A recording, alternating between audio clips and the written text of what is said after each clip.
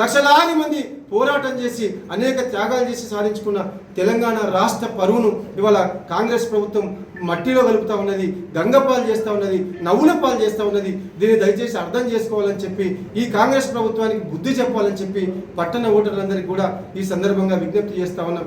దాని తర్వాత ఈ స్థానికంగా ఇవాళ అధికార యంత్రాంగాన్ని కూడా మేము హెచ్చరిస్తూ ఉన్నాం.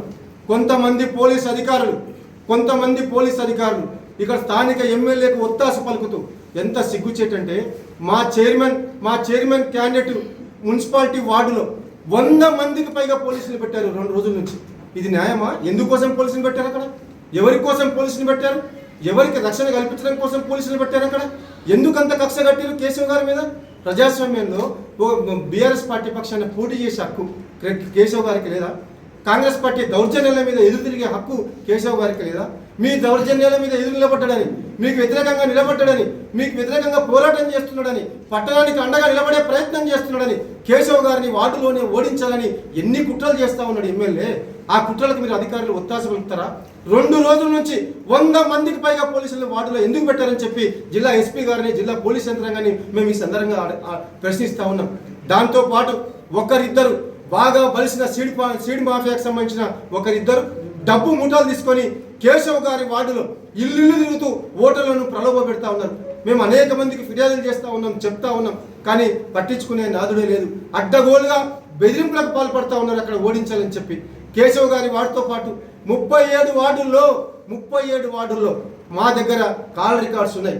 నరసింహారెడ్డి గారు ఎవరెవరితో మాట్లాడారు, వేరే ఫోన్ల నుంచి ఏమేం ప్రలోభాలు పెట్టారు, ఎవరెవరిని బెదిరించారు.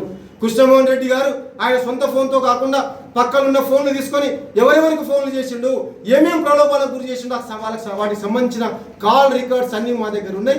ఎలక్షన్ అయిన తర్వాత మళ్ళీ మేము ప్రెస్ మీట్ పెట్టి అవన్నీ కూడా బట్టబయలు చేస్తాం.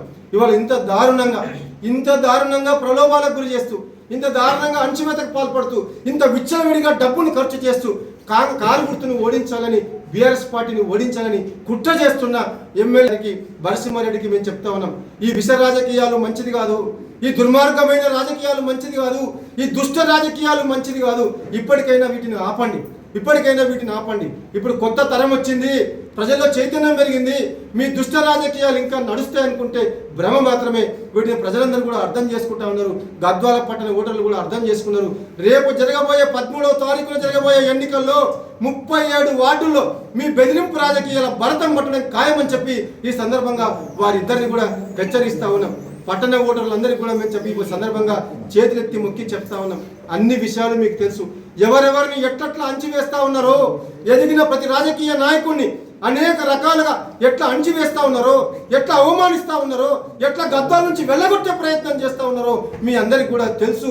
పేరు చెప్పాల్సిన అవసరం లేదు. మా అందరినీ కూడా మానసిక క్షోభకు గురి చేస్తూ ఉన్నారు. అనేక రకాలుగా మా అందరినీ కూడా ఎదగకుండా కుట్ర చేసి అణచివేసే ప్రయత్నం చేస్తూ ఉన్నారు.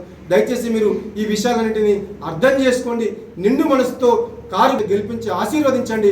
మన గద్వాల్ని కాపాడుకుందాం, మన పట్టణాన్ని కాపాడుకుందాం, భవిష్యత్ తరాలకు భద్రమైన జీవితాన్ని ఇద్దామని ఈ సందర్భంగా పట్టణ ఓటర్లందరికీ కూడా శిరస్సు వంచి నమస్కరించి విజ్ఞప్తి చేస్తా ఉన్నాం.